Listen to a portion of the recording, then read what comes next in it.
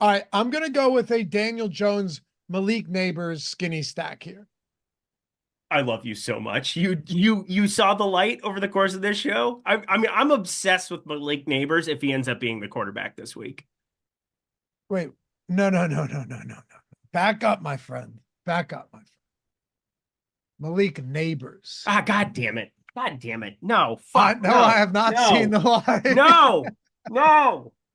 Okay. Well, here we go. I, Let's burn this at the altar of workload. Here we hey, go. hey, if Daniel Jones gets ruled out and or doesn't practice today or tomorrow and trends in the wrong direction, and we update projections by Friday, we might start to see Malik Neighbors come up nicely in the projections. Right now, though, it wouldn't work anyway. Like, we'd have to go in and make all these manual adjustments.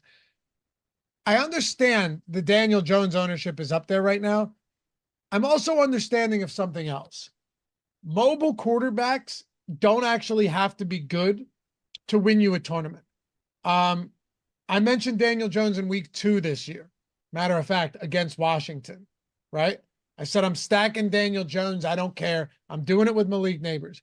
You know, the Daniel Jones, Malik Neighbors skinny stack won the Millie that week. Mm-hmm. We've Mm-hmm. seen last week, Rick, it didn't win it for me, but it won it for somebody. Last week, Rick played Bo Nix naked at $5,300. The guy's mobile, won the Millie. So it's gross. I get it. But we're going Daniel Jones, Malik Neighbors here. Because if Malik Neighbors has another 16 targets and Daniel Jones runs for 50, 60 yards, no matter how bad he's been, it opens everything up. Check this out. If you wanted to go Daniel Jones, Malik Neighbors, Cardinals defense, that gives us 5,800 per player remaining. We are sitting so pretty. You don't even need a big game. I stress this so often when we do these shows. It doesn't mean it's going to win, but you don't actually need a big game from Daniel Jones.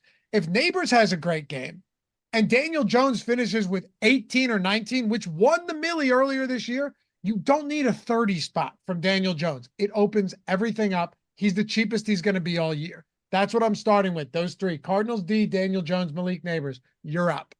All right. I didn't mean to poo-poo on that. I just heard Malik, I and don't care. I came a little bit. I think that was that. Malik Willis, Concerning, but I don't care. it is what it is. It's 7:44 out here on the West Coast, and I was feeling frisky. But Daniel Jones, he was my highest owned quarterback week 5 against Seattle at 1% ownership. I had, a metric ton of him and didn't necessarily need it. That was the week 5 nuke that we got from Joe Burrow. I at least had a lot of Joe Burrow too, but that was my best week that I've had this entire week, or the best week I've had in my entire NFL season. But it came down to one thing for me, and that was, if you can get Malik Neighbors, Wan'Dale Robinson, and Malik Neighbors was out for that Seattle game. So you had Wan'Dale, Darius Slayton. I felt like there were so many fun ways to be utilizing him. Theo Johnson, who got a little bit of run at the end of that last game against Pittsburgh too. Doesn't look so good in the box score, but hey, come from behind mode, something that they're pretty accustomed to.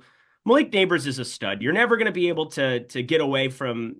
I'll always be behind Malik Neighbors as a guy to get to, but does Daniel Jones carry 25, 30 upside? I know the rushing quarterback element. I thought they were going to utilize that against Pittsburgh, especially with a pass rush where you get a couple of designed runs, especially if you don't love the quarterback that is out there. Why wouldn't Dable just have Daniel Jones be mobile, go do some things on the ground? And I got a little bit concerned because I thought it was a perfect spot to do it there last week. They didn't. Maybe here at MetLife, they go back to it. The Giants have scored one. Yeah, you heard me. 1 touchdown at MetLife this entire year. That is insane, Laffy.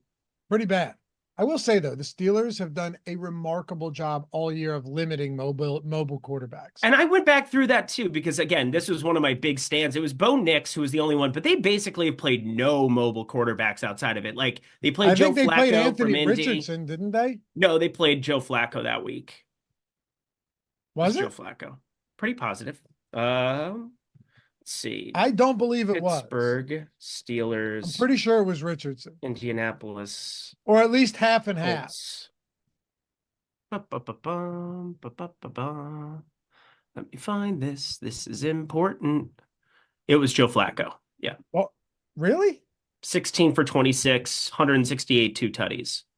They ended up winning that one, Joe Flacco. Okay, well, Richardson definitely started that game. Oh, did he get just dinged up immediately? Is He that what had happened? to. Like Okay. I Player stats. I have a pretty decent memory, and I'm almost certain. Yep, he did start it. He got hurt immediately. 3 for 4, 71 yards. He got hurt in the first quarter. Okay. That's what I thought. And you do have a good memory, so especially in the NFL, you're tapped into these streets. Yeah, I have to be. You have to remember. But again, look, Daniel Jones doesn't have to be great. So who do you want here? We have 5,800. Do you want to go wide receiver? I don't want to double stack this. I don't think that's actually necessary. Like Wandale's too expensive for a guy that catches 6 for 30 every week. Theo Johnson has potential, but he hasn't shown any of it yet. All right. To the guy who pissed me off eternally because everybody projected him for 15, 18% ownership, and he came in at 3 last week.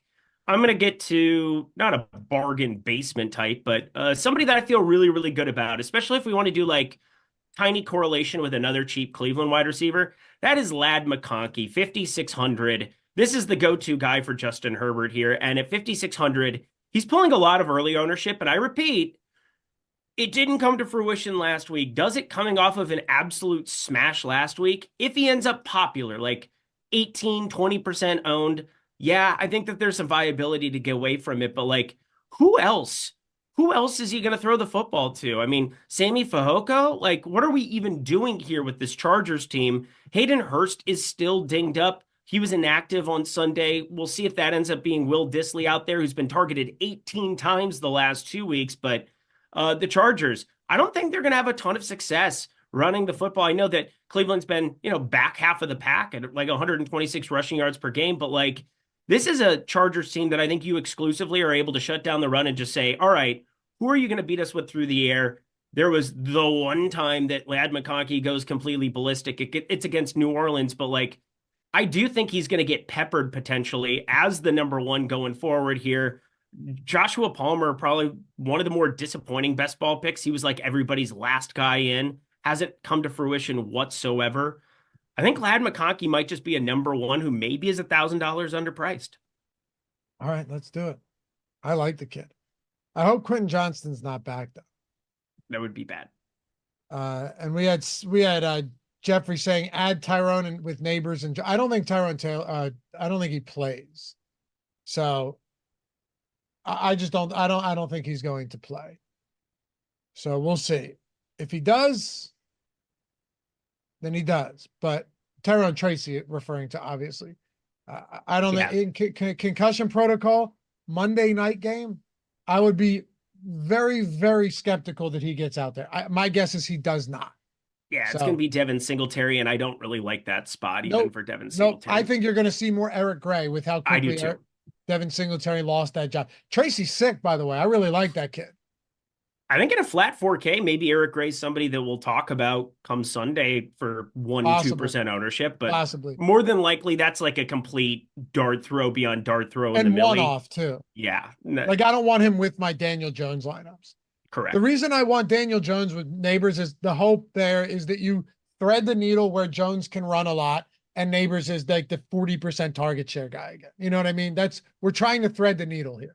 Yeah, there's not enough touchdown expectation for the Giants to comfortably, even at 4K, it's like, all right, he gets that goal line touchdown and you get the 4K and you feel good about yourself at 12 fantasy points. And then you realize, oh, that was 7 or 8 points I probably needed going Malik Neighbors' way at 7,500. And well, you're not going to project the Giants for more than 2 touchdowns in this game just about ever.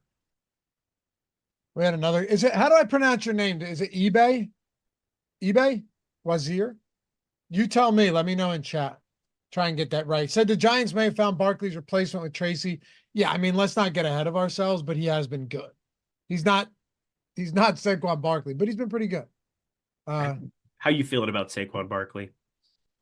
He's phenomenal, dude. Should we put him in this lineup at 8,200? Is he a spend up we want to get to? So I like him, but I'm going to say no for one reason.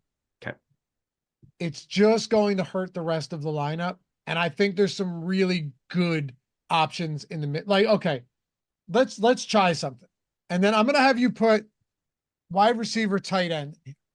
Try and base some of it off of our projections right now, though, because I don't want to. So I'm going to plug 2 running backs in. I want to go balanced. I want to try like a balanced lineup. I want to try Pollard with Chuba Hubbard. 2 6K guys. This is a Chuba week for sure. That Saints defense is terrible. If we go Pollard with Hubbard, we still have 53 remaining for the last 3 players. So if you want to try paying up for like a mid-range guy, I don't think we need to go all the way to the top personally. You could go anywhere in that mid-range, and I think it looks good, and we'd still be fine. I want to click on Evan Engram at tight end then, especially based on our projections. I'm obsessed with Evan Engram this week. It's the Philly matchup. Look at all the injuries. I mean, this could look unbelievable for Evan Engram come Sunday. There is Christian Kirk already ruled out. Brian Thomas is questionable. Gabe Davis, we saw him dinged up with that shoulder injury at the beginning of that game, questionable as well. We could be talking about punting with this Washington character that I don't even know. Tim Jones, that's a dude off the street. And then Joshua Cephas. I mean, this is actually potentially the most ridiculous wide receiver room that we've seen this year from any team in any individual game, which definitely says something when Cortland Sutton is like not even targeted and it's Lil Jordan Humphrey, no Marvin Mims on the field. And I have no idea what Denver's done at times with their rotation of guys, but like it's all Evan Engram in this spot at 5,300. No, you're right. 50. Yeah, that's a great play. He's a great play. Even if Brian Thomas were to play, Evan Engram still looked good in this spot. And I don't know if he will. All right. So you got that. We still have some space here. So here's what I'm thinking. Here's what I think. Let's see. McConkey neighbors. I'm trying to see if there's anything we can do a little bit differently. So if we were to just let's think of a cheap pass catching option that we can throw in at wide receiver. Because then it might give us something really nice at the flex spot. All right. Well, we talked about the Cleveland ones a lot, and we can get that mini correlation if you wanted to go more, if you wanted to go Tillman. I think that's fine. But you're looking for like somebody more off the board than that. Not off the board, but like that in the 3K range.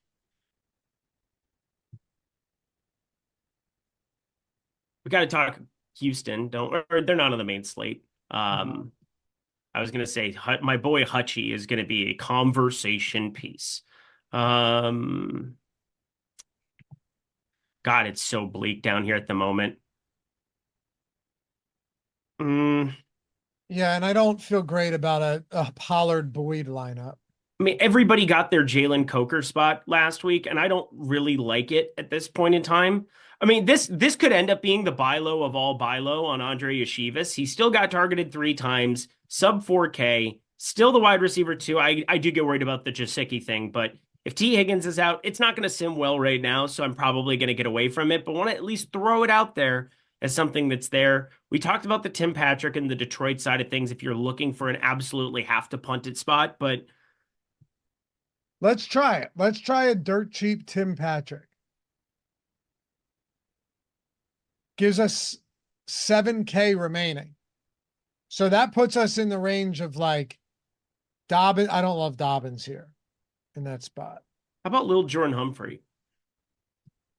What you mean as the cheap play? Yeah, or like, I mean, Kendrick Bourne isn't really on the field enough right now. That sucks. That hasn't really come to fruition. Odell Beckham is dead.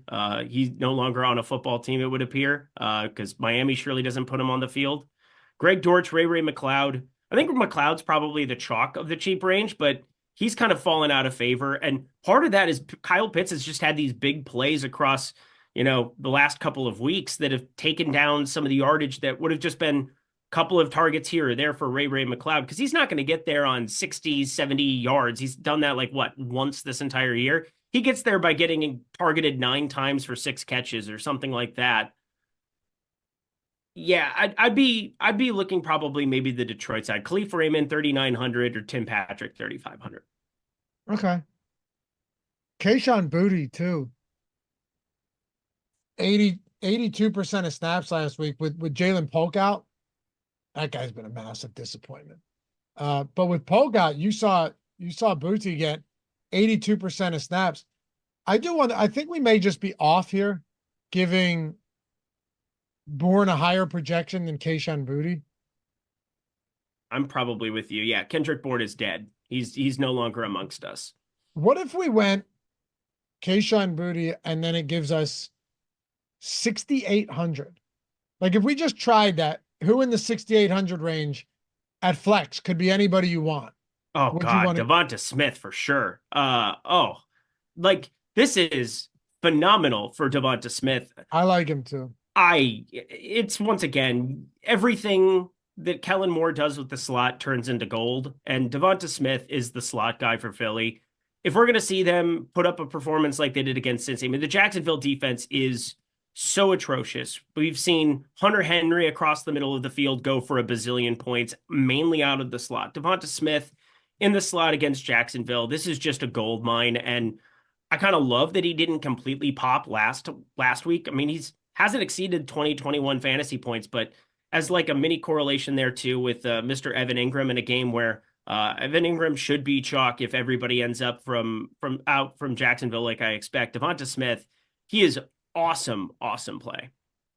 I'm with you, man. I like him. We're not projecting him all that well, but this is a guy I would boost. Look at that sim though. It's Beautiful. Still pretty decent. Yeah. I simmed it on my end, got 116.